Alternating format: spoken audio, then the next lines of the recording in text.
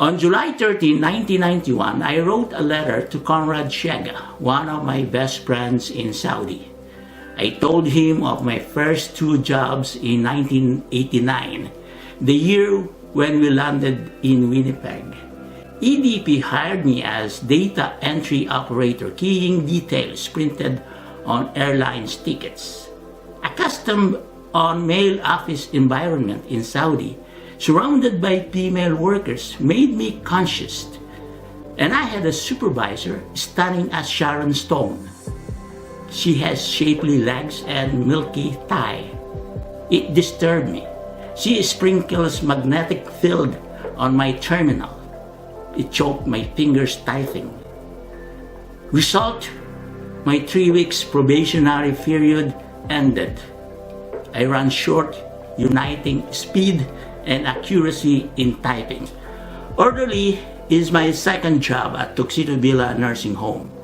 I got an orientation on day one about the company, building, facilities, and so on.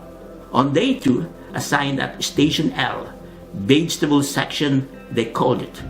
People destined here for total care, confused, cranky, dependent, violent. They should be up in the morning, do their personal grooming, hygiene, dress them and transfer on their wheelchair, or walk them to the big dining room at every meal. Pogi, an orderly whom I didn't see any semblance that merited that name, assigned to me as my buddy. I followed him, watched his mechanical execution. On my third day, I am on my own. I panic, but I calmed myself, arranged my thoughts. So, I got 8 people, up by 8:30 a.m., neat, dressed up, sat in their wheelchair, wheeled them at the large dining room for breakfast. I calculated each resident requires 9 minutes. None of the mechanical execution I watched from Pogi stuck in my mind. I am more confused than the people I cared for. Distraught, I had done nothing crucial for 15 minutes. Mrs. Clover slapped my face when I tried to comb her hair. "You bitch!" She mistook me for a woman. "You conspired with my siblings, stealing my money? Well, you'll never get it, tart."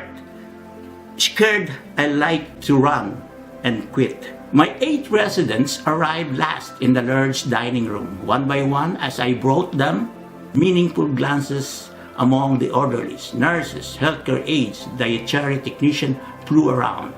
They whispered and talked. Mr. Harm had no underwear, his limping sausage dangling, laughing on his wheelchair. Mr. Moles, his flaky morning secretion glued to his upper and lower eyelids. A witch starved for blood reflected on Mrs. Mutter's face. Unbuttoned clothes for Mrs. Donaldson peeped her entire soul. Mrs. Clover's brassieres superimposed on her blouse. The charge nurse told me to get sheet cover for Mr. Harm, a sweater for Mrs. Donaldson to hide her upper body, took off Mrs. Clover's brassieres atop her blouse. The other needed to be fixed later after breakfast. Toward the end of my shift, the charge nurse called me at her office. "I am done. Can I interest you to study healthcare aid course?" she asked. Relieved, "I'll be pleased." I enrolled but never lasted on that job. "How is Gwen?" Conrad's wife, I say to end my letter. Conrad didn't reply. July this year, a certain Terry Shega appeared on my Facebook account. His profile resembled that of Conrad, so I messaged him. "Are you in any way related to Conrad Shega?" Terry Shega answered, "May I know who you are?" I said I am one of his closest friends in Saudi. I guess you don't know. My dad died on collision accident at Saudi 5 years ago with his other friends on board. Shocked, my eyes moistened as my remembrance of him unfolded when we were together in Whitaker and AMG Company.